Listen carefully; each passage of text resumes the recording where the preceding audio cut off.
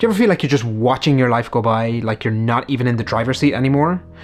You tell yourself that you don't have the time, but that excuse, it's not just false, it's flat out dangerous. Because every single time that you say it, you're just passing that wheel over to somebody else. And it's that very excuse that did turn you into a passenger. So let's talk about how you take control of your life again. Right off the bat, I'm not here to tell you that you're not doing enough or to pile more pressure on.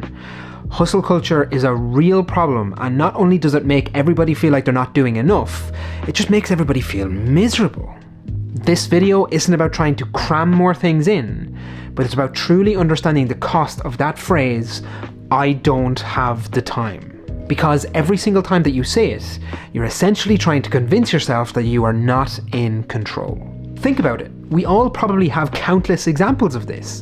Maybe it's a job that you've wanted to apply for, a new hobby you want to start, or that room that really just needs repainted.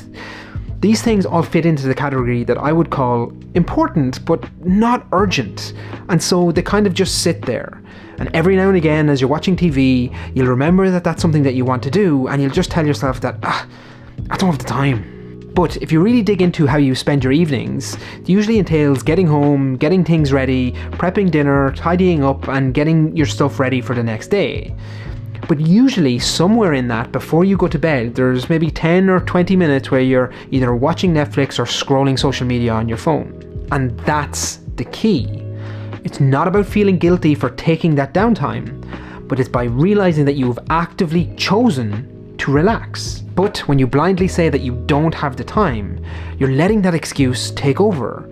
You're blindly passing the wheel over and just assuming that you can do nothing about it.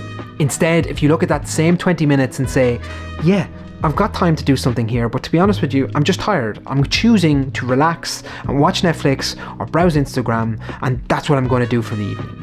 You end up still doing the exact same thing that you're doing now, but instead, how you landed there means that you're still in the driver's seat. You still are in control. And then maybe, just maybe, one night you'll come home and you will have some energy. And as you sit down to watch your Netflix, you'll be like, oh, actually, instead, I'm going to go paint that room. I'm going to go pick up my guitar. It seems like a small shift, but the language that we use is so important and can change everything. And if you want to take this to the next level to see just how much control you actually have, there is one thing that you can do that absolutely nobody does.